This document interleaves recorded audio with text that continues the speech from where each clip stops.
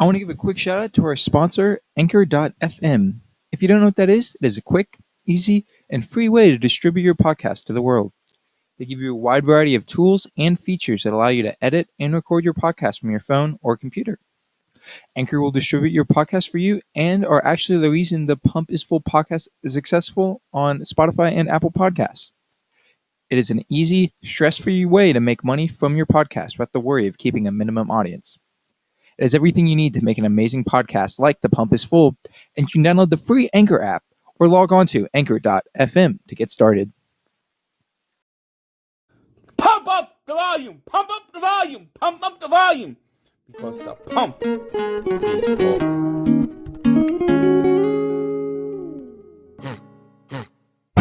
Just waking up in the morning, gotta thank God. I don't know, but today seems kinda odd. All right, welcome to The Pump is Full. I'm with Hudson today, and we have a whole list of topics we want to go over, so we're just going to get into it. Hudson, let's start off with looking over the new jerseys that the NFL, a bunch of NFL teams released. We'll just kind of go down the list we have, and we'll start with how bad the Rams are. I think it's insane how, they paid and have a whole marketing team on this, and nobody, was like, guys, this isn't a good idea. These do not look good. Yeah, the logo initially, I was like, this is disgusting. But the logo's grown on me. But looking at the jerseys again, because obviously I haven't seen them in a while, they're not good. I mean, the white ones are okay just because it's white. But the blues and the yellow pants, it just looks really cartoonish. They look like those Navy had some alternate jerseys for the Army Navy game a couple years ago where they had some battleship on it. They remind me of that. The thing that makes them look so bad is how much better so many NFL jerseys look good and clean, and these just look so out of place. In a game, if they're playing I think two teams with really good clean jerseys are the Raiders and Steelers, and if they go up against either of them, it'll just look so bad in comparison. No, if they were playing the Steelers, they would look so silly. They look so goofy. I don't know. They look like Chargers, especially the logo. It's not good. And they just got dunked on by making it kind of the Chargers, and then the Chargers come out a month later, drop new uniforms, which are probably by far the best out of the new 7 out of all the teams came out with new ones. They just got completely dunked on by the Chargers. And there's no Chargers fans to even back it up. That's why there's no hype. Exactly. Nobody said anything. The Browns uniforms, I don't know how different they are. They just look more. I'm gonna be honest. I can tell a difference between the brown jerseys with the white letters. I think is different. But other than that, I really can't tell a difference.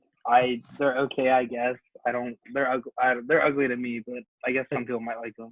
It's weird. So many teams all decided to almost a fourth of the NFL was hey, let's all get new jerseys this season. I don't understand it that much, but I guess other teams have their reasons. For example, the Bucks, when looking at their jerseys, they obviously have Tom Brady and Gronk, so they want to get a big hype factor around that. And the Bucks jerseys look pretty good, so you can't hate on them too much. Then we go over to New England's, who I don't think look very good at all. I don't these are my my least favorites. I don't like them. They just kind of look like a rec football team, an XFL team. Yeah, not a huge fan. I liked their old ones that they wore because I associate them being kind of a classic. I think a part of that's obviously being in all the Super Bowls.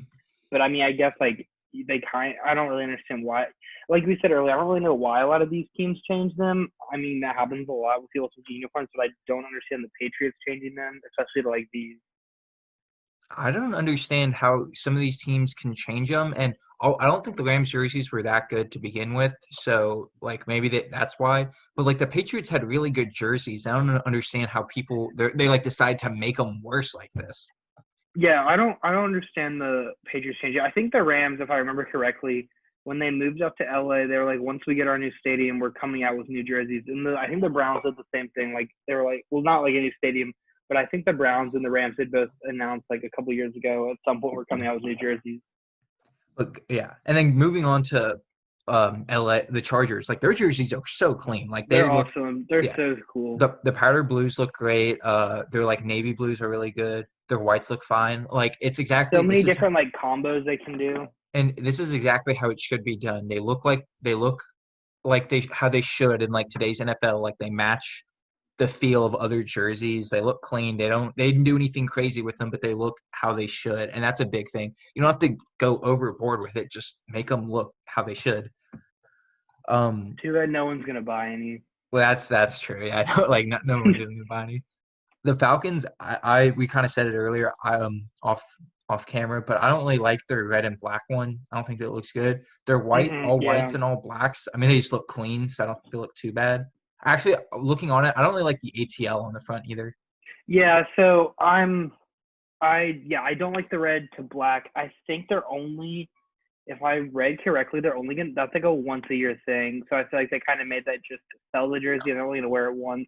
I'm a big fan of the white just because it looks super IT. Like the white and the black to the red kind of pops, and then like the all black's cool, and then the alternates are kind of the same. Hopefully they change the helmet rule so we can get red helmets at some point. But the ATL on the chest, I'm not a huge fan of that. I feel like if they would have put Atlanta on it though, it may have looked weird with the numbers. And like I think when they released the jersey, they had a video with, I don't know who was talking, some Atlanta artist, and they're like saying how like they all like agreed the ATL, like everyone knows what that means, so they didn't need to put Atlanta on it. So I guess like they put thought into it. I'm not like a huge fan of it, but I mean I like the white and black, but the ATL is All right, and then Cal's here, our specialist. We're gonna hit on him here in a sec after we get done with this last jersey. I have some news we want to talk with him about. So the Colts jersey, it's I mean, there's not too big a change. I just think they look better. Like it's just like a slight color change, like just kind of like it pops like a little bit more. facelift. Yeah, I think it's just a nice like small thing, just to kind of. I like the new like secondary logo they came out with the C and the state of Indianapolis in it. I didn't even notice that. That's pretty cool. I just saw the C. I didn't notice the state in it. That's pretty good. All right, so we're done with the jerseys. There are two things I really want to talk with Cal about. The first, I think, it's big news that came out today. Jamal Adams requested a trade, and a lot of people predicted the Cowboys, and then he listed them as one of his teams. And I think this makes a lot of sense. Cowboys trading for him. Yeah. Well, he has a Cowboys tattoo already. And he's been on the lake out by my house here recently. One of my buddies works at a marina, and he picked him up in the parking lot, like from an Uber or something, and drove him in the golf cart down to the water, just put him on a jet ski, and he went out to go link up with like Baker, Saquon, Kenny Galladay was there, Laramie Tunzel, Danny Dimes, Dez, D-Hop. It was pretty star-studded. So how's the lake been with all these stars? I think I fit right in. Danny Dimes kind of brings it down, though. What's up? Danny Dimes kind of brings it down, though.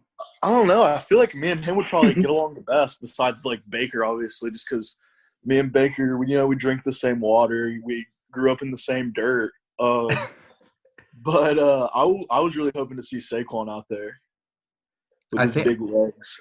I think it'd be so interesting just to see him with just like his massive, like, I don't know, train legs out there catching White Claw dimes from Danny himself.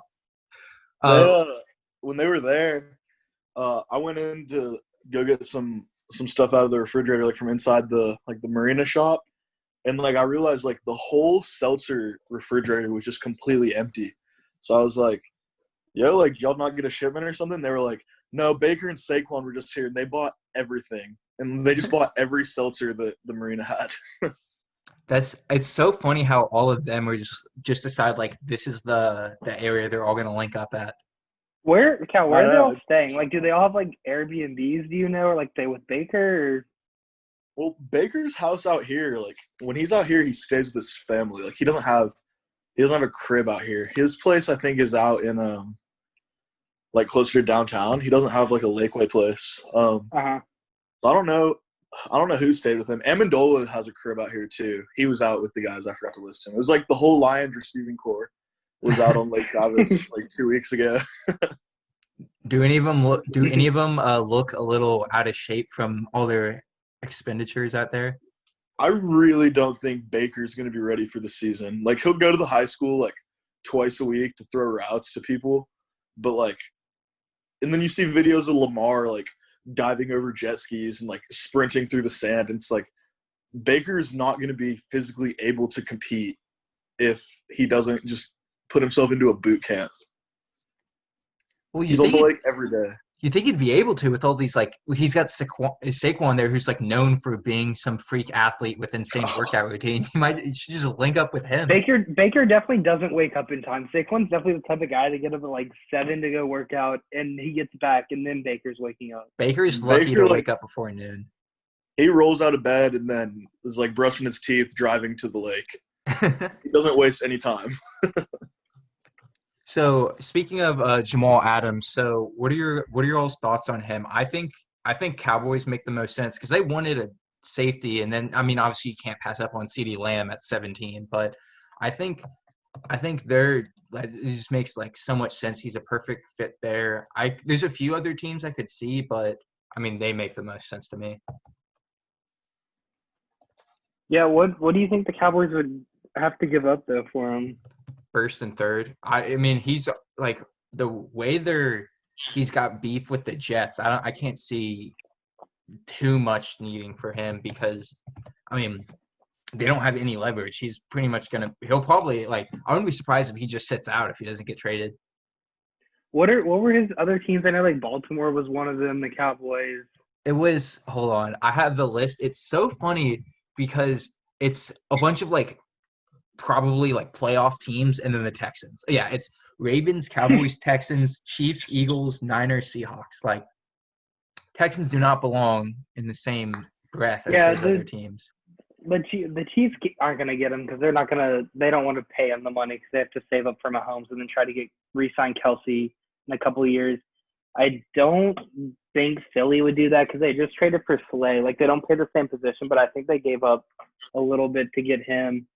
And then I don't really know what Baltimore – I mean, obviously Baltimore has stuff, but I don't know if they want to, like – if they feel like they're just him away from, like, winning. I mean, their defense is already so good that – yeah. I think the funny thing is the Cowboys might not have been able to make this deal because they would have had to pay Dak. But considering they still haven't paid Dak and they're like, well, we have all this money now, might as well just go pay – quite probably the best safety in the NFL. Cal, what are your thoughts on Ezekiel Elliott being announced he has coronavirus?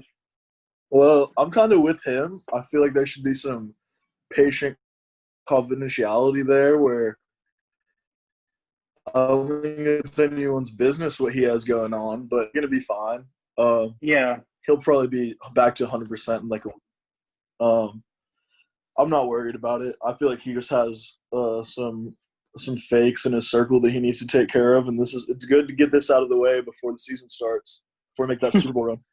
I do agree with you. Actually, there should be some like patient confidentiality. Like, I think Von Miller went public with his. I could be wrong on that, but I don't think he like tried to cover it up too much. But if Zeke didn't want that out, like, I wouldn't be like. I feel like it's fair if the report is someone in the Cowboys has it, and that way, like, it's just known. But you shouldn't like if he didn't want it to be known that he had it, then it should not have been gotten out that it was him. But I saw this kind of on the same wavelength of that, but 13 of the Texas football players tested positive for it, like yesterday. Like 13 out of like the 50 or 60 that were allowed back at first. I hate hearing that because that has. Did you see the design for the like helmets they were saying with the masks? Those are so stupid. Yeah, those are so stupid. I don't think there's any way that goes through, or like even gets close to anything. Kel, didn't you have a story you wanted to discuss on the pump? You called me about the other day. Who's it about? I can't remember. Like was it JK? Yes, it was JK. Yeah. So this dude, can you also hear me? Someone tried to call me. Mm-hmm. All right, cool. So yeah, this dude JK Dobbins, he's from this little town called LaGrange, Texas, And like, he gets drafted. You'd think he's pretty big time now, but there's this girl that I know. I'll keep it anonymous. And she put something on her story and then like screenshotted the people that saw it, and there was just the name there. It just said J.K. Dobbins. Like, so I swiped up on that, and I was like, haha, like that's funny. Like, is that the real J.K. Dobbins? Like, obviously joking. She was like, yeah, it is. And I was like the football player, like the NFL player, and she was like, yeah. And I was like, how's that? Like, what do you mean? And she was like, yeah, me and him dated a while back when we were younger, and he's always the first person to view my stories, and every time there's a guy in one of her pictures, he swipes up and asks why he's not there. Well, he's a player. And the question is what's JK think about this? I think she just needs to give him a chance. She kind of like fucked up securing the bag is what I think out of all this. So she said that he's gonna fly her out to Miami, and she was like, I don't know if I should go, and I was like, I would definitely go. I mean, of course. First of all, I feel like J.K. Dobbins is a cool dude. Just from like. Oh yeah, I think that I could get him on the pod. You think you can? Probably. All right, that's your next assignment then. Oh boy. All right. So some other news, kind of in the NFL world. Where is it? Oh, the Hard Knocks. Yeah. Okay, there we go. I think this is going to be a really interesting way they do it. Hopefully they do it right.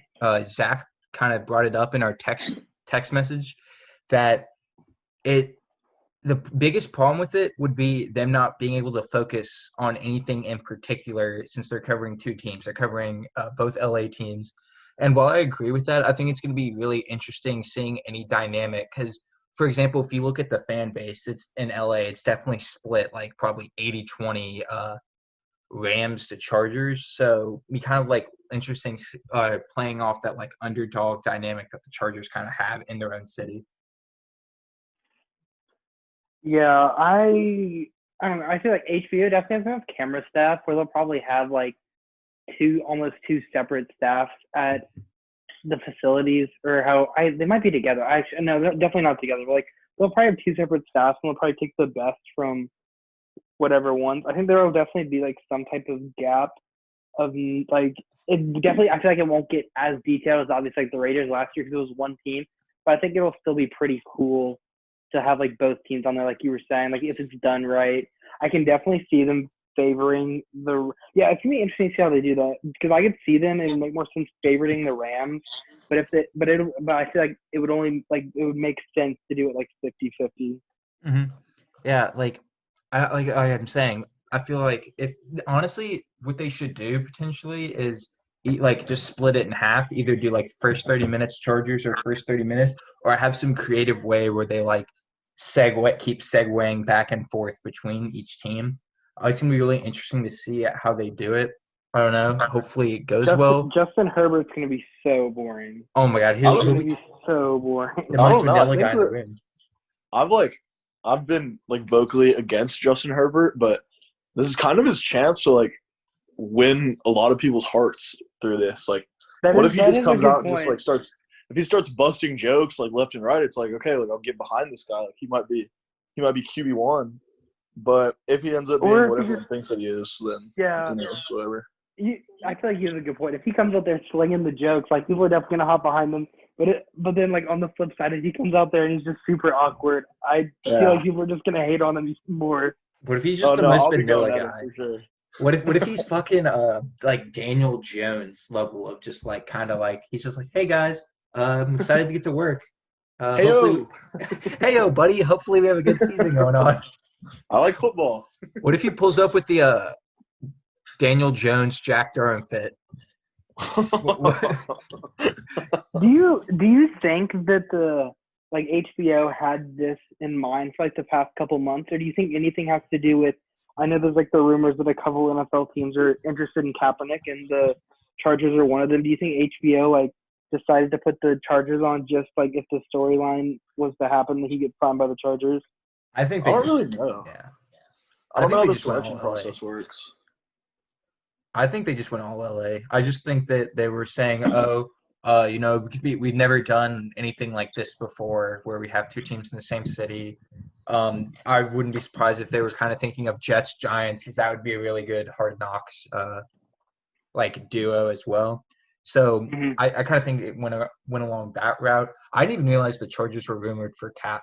I know he's basically unblackballed now because of like everything that's happened. So yeah, I saw the Seahawks. I don't know what the Seahawks are doing. Pete Carroll came out and was like, I wanted to sign him, and then they're like, why don't you sign him now or something? I haven't read a bunch into it. I don't know if they're like still considering him. And then I don't know if there's like an ESPN notification, like a Bleacher Report notification, or maybe The Athletic, and it basically said how like the Chargers were like a perfect fit for signing Kaepernick. But if I'm the Chargers, though, I would go sign Cam over signing Kaepernick. But I don't know. I agree with that. I think a team that would need Kaepernick would be a team that matches his play style more, where you can move around the pocket a lot.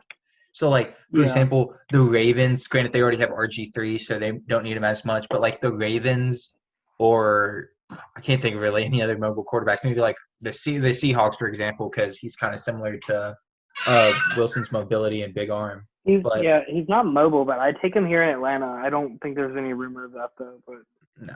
Well, I think it's going to be interesting to see also Rams. They lost Todd Gurley. Shout out to ATL on that one. And Bortles. Yeah, and Bortles.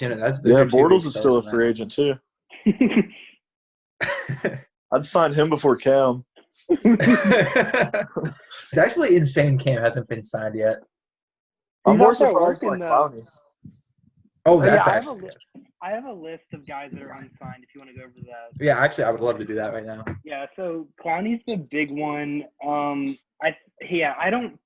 actually don't know why he passed up the contract to play with the Browns. I think it was only 1 year, and playing next to Myles Garrett would have just like brought him so much production because the thing that he lacks is sacks. Like he gets to the quarterback, it makes pressure, but he just doesn't get sacks. And I feel like playing next to Myles Garrett would have helped a ton. So I don't really know why he declined that. I feel like going back to Seattle makes the most sense. I don't know if they have the money for him still. I don't know who they spent it on, but I could see that. And then I think like the Giants were interested in him, but I don't know. It's kind of up in the air.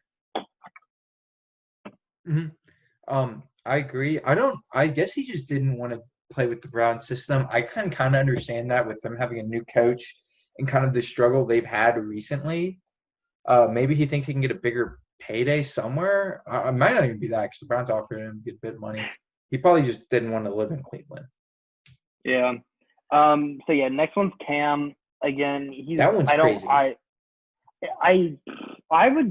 feel like the most logical places for like if I was like an owner where he would go, the Chargers, but they believe in Herbert, and then the Broncos, and they believe in Drew Lock. But I feel like Cam would fit both of those like perfectly. But yeah, I don't really know. I wouldn't be surprised if he's not. I could low-key see him like all the teams starting out the season, then maybe a quarterback getting injured and someone bring him in. But that's like a lot to teach a guy a new system mid-season. But I don't see like an obvious choice right now. I think like the Chargers make sense because he can play, and Herbert, if they apparently really liked Herbert, so they pick him 6. So let Cam start and let Herbert sit behind him. Or just like the Bears, it's crazy they haven't signed him because Mitch fucking sucks. Like that's fucking stupid. He's so bad. I wonder if they have Foles though. I wonder if they regret that. I know they have Foles, but he's not Cam Newton. Like it just Mitchell will probably get cut after this year. But exactly, like I don't know why the Patriots wouldn't sign him either. I mean, it's not something they would do, but are they really going to start Jarrett Stidham with him like really never playing? Maybe like getting in like a couple so times. Bad. Yeah, just it doesn't make sense. It's like I don't understand Cam.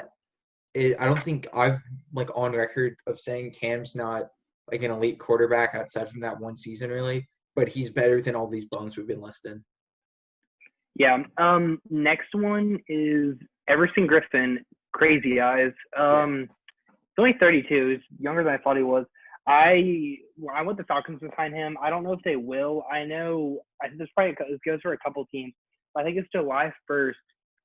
People have like money that they have like available, they have money that comes available or something. I don't really know how like the business works, but I know like the Falcons, they have like money that opens up from like Desmond Trufant leaving, but it has to like wait. And there's like rumors that they might sign him when like that happens, but I haven't seen any of those headlines in a while. But I feel like that'd be a good fit. He's definitely gonna get signed though. He'll get signed by a team that just wants that needs like a veteran, like pass rushing type of guy. I agree. I think I think a good spot for him coming up will be just some team that needs like that plug-in 2-year contract kind of player where they're not like in need of one super bad, but he'll be a good player to kind of fit in there while they can maybe focus on other positions in the draft.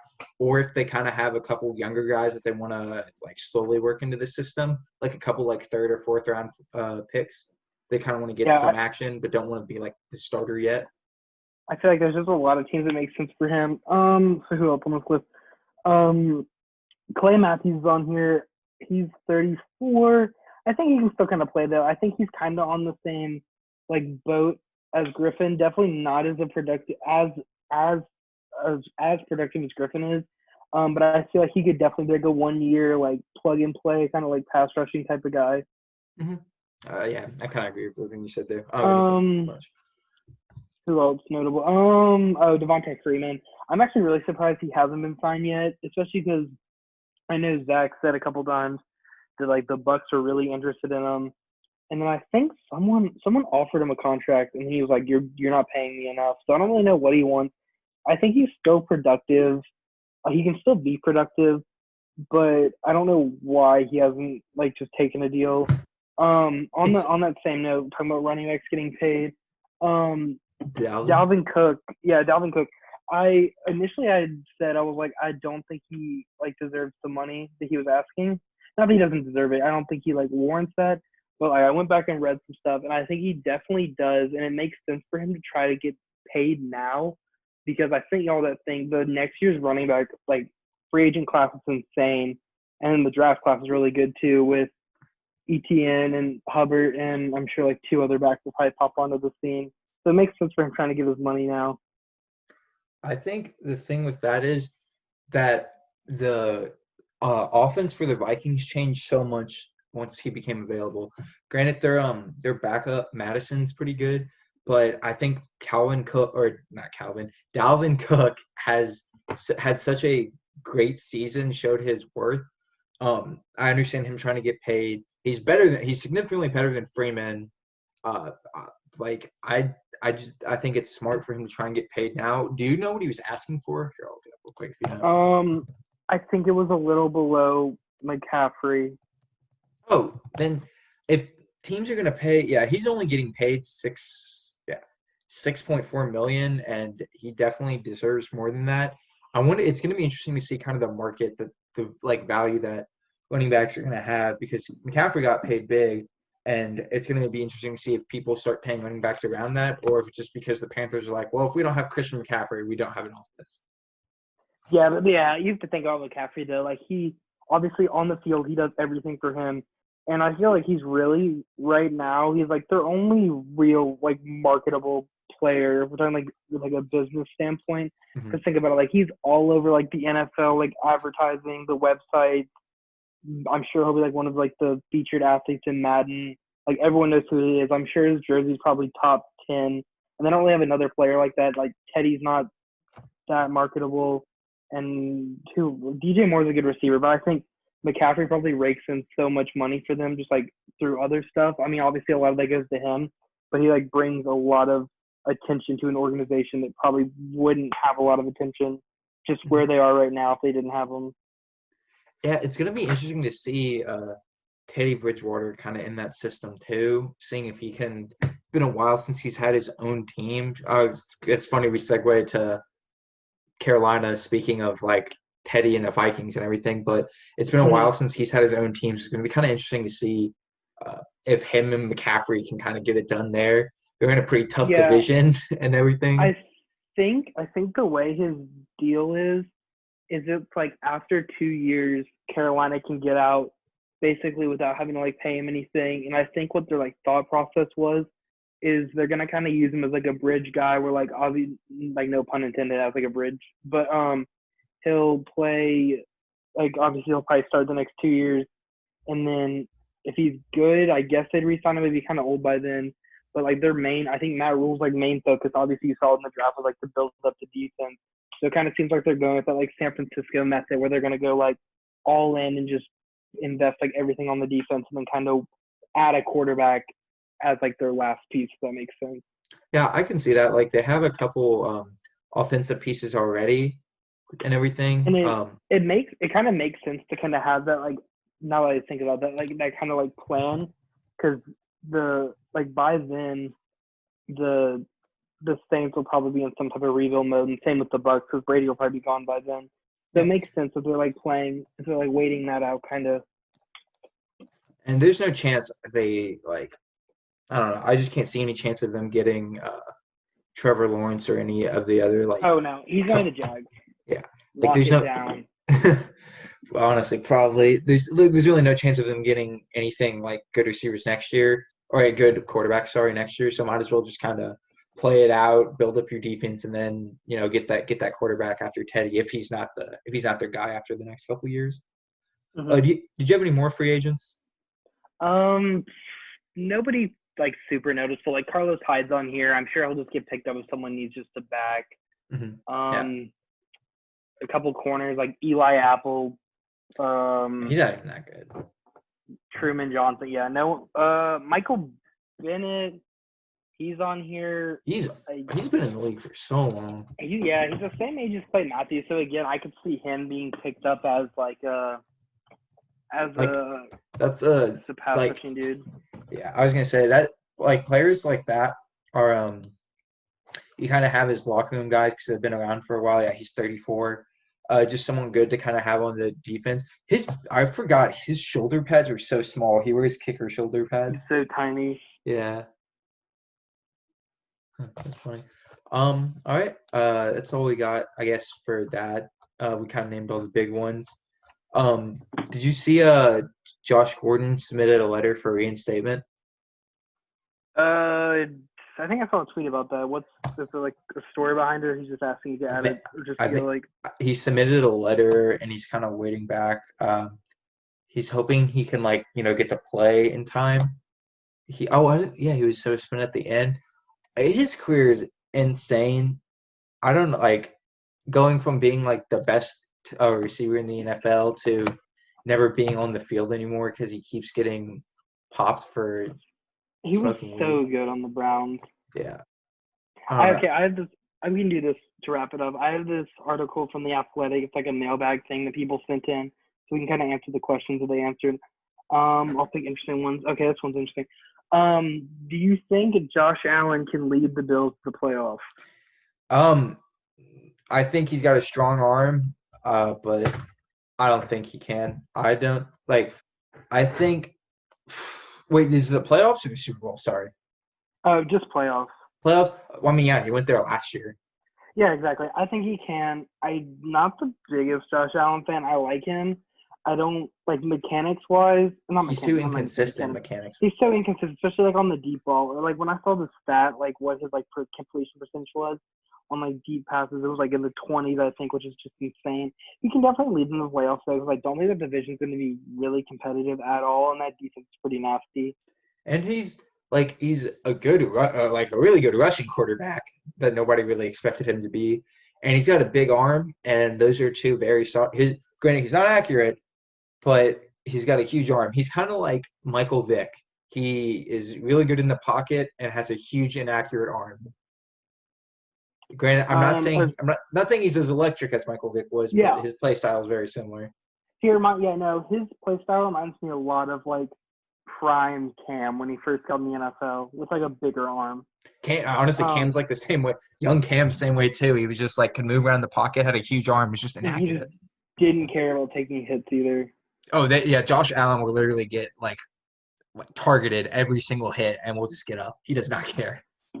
Okay, that's an interesting question. Who do you think's the best pure athlete in the NFL? Lamar Jackson. I feel like that one's Lamar pretty. Jackson. Okay. This dude's answer is probably the same answer I would say. He said Odell Beckham, which I agree with. That one's good. That one's a good one too. Because he's, like, a freakish athlete. I'm pretty sure, like, if he played, like, I know soccer was like his second sport growing up, and like track, he probably would have made the Olympics for both of those. Feel like really committed to them. I think there's real quick going back on that. If you kind of want to get interesting with it, there's a couple like linemen you could kind of say it just being like an athlete, like Chase Young is just a freak athlete. Like Aaron Donald and J.J. Watt are literally just like so strong and so fast it doesn't make sense. But if like kind of in the standard sense of athlete, I would agree that like Odell or Lamar Jackson are probably two can't go wrong answers. Okay, so this is another interesting question. So this one, it says, because we haven't heard yet if fans will be in the stadiums yet for the NFL season. So it says, out of the 32 stadiums in the NFL, which of them gives the home team the biggest advantage?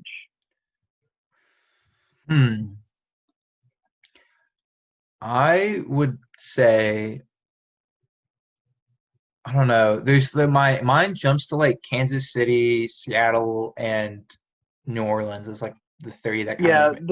This writer said New Orleans or Seattle. I'd go with Seattle just because like Seattle just seems like such a daunting place to go play. Like the way the stadium looks built, like the fans are on top of you. They've broken like multiple records for like loudness.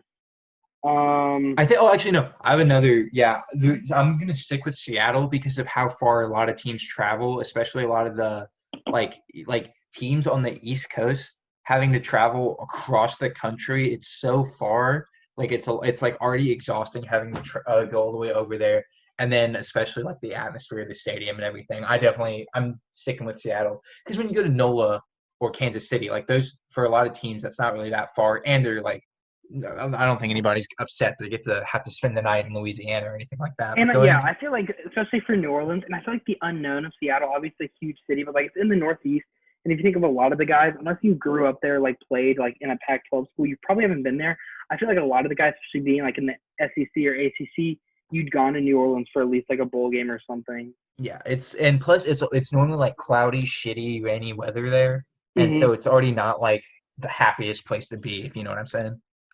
Yeah. Okay. This is our last question. Okay. Would you rather the last question be about a player if he gets enough credit and like love, or if a certain team will make the playoffs? The player. Okay. This question says, this guy says, "Hey, can you tell me why Matthew Stafford does not get the love he deserves?" I think that's pretty easy. It's the and my answer would be the kind of incompetence of the Lions, and also being behind. It's so the incompetence of the Lions. Like he had Calvin Johnson, he was slinging it out there, and they were so trash. Calvin Johnson retired in his prime. It also sucks of him being in his division where he's got Aaron Rodgers kind of shadowing him for a while. Like. Granted, Jay Cutler was kind of shadowing him as well. Minnesota's had and I feel like some people would say kind of Kirk Cousins has shadowed him a little bit. I mean, Brett Favre was there when he first got there. I was about to bring him up. It's the teams. He's been good, but the teams never like won a playoff game or anything. So he's got the good stats, but he doesn't have the accolades. He doesn't have any playoff stuff. Doesn't have like an insane win record or anything like that. I don't think he's really ever led the lead in anything. You put him on a team that's super competent like Green Bay, put him on the Steelers, you put him on the Patriots. We're talking about a dude with maybe a couple playoff wins, maybe a couple championship or like a couple like division championships, and then maybe like a Super Bowl run or two. Exactly, that's what I'd say. I feel like when you get down to it, like the reason he doesn't get any love is just because like the Lions don't win. He probably plays like 1-2 primetime games a year, one of those Thanksgiving. And like I feel like you said, if he was in the playoffs and was winning and like had a winning culture, he would definitely just get brought up and talked about more. You remember when he got benched a little while ago? I don't remember who they subbed him out for, but was he hurt or they just benched him? No, they just benched him. Was it Matt Patricia or was the coach before him? Coach before him. So Caldwell? I think it was Caldwell. Honestly, it might not be him. I don't remember. I don't remember that. I remember it was Orlovsky. They put in Orlovsky. I remember this. I don't remember when it happened. I just remember it happened. Let me look it up. But maybe when he was young, because I feel like Orlovsky's been out of the NFL for a while because he's been an analyst for a few years now. Yeah, okay, here it is. Matthew Stafford benched for Dan Orlovsky, October 11th, 2015. I think they just someone was this. I think they just benched him at some point. He wasn't even. I'm so confused by this. It doesn't make any sense why they would bench him, but that's the Lions organization for you. Like if you look at his stats, he's throwing 2011 5,000 yards, threw for 4,900, 46, 42, 42, 43, 44, 37. Like he's thrown for a lot of yards, thrown a good amount of touchdowns. Like I said, it's the team he's on. Here's one of the most interesting stats from this past season is the Lions never were behind Green Bay during either game. Like they were in the lead for like 50, not for like the whole 60 minutes and lost because of 2 game-winning, game-ending field goals, like with double zeros on the clock. Like it's just the incompetence of the team. We'll get to this obviously once we're all back in Lexington. We'll do our season preview episode, but like I think I sent this in the group chat. They might be my sleeper team like in the division, but I think a lot of that rides on him. And then if Patricia's like an actual like competent coach. Yeah, I would agree with that. Granted, we just saw them trade away Darius Slay, which did not go over well. So we'll see how well that goes. They did draft Okuda, so things can happen. Yep. All right, that's all. Thank you all for listening. It was good to have Cal on the podcast. For him, nice of him to drop by a little bit. So we will see you all next time, and thank you all for tuning in. Oh, shit, almost ended the meeting. All right, I like that. I like doing that. That was good. It's a. Do you still chase the pump? The pump is always out there. You always have to chase after it, yes.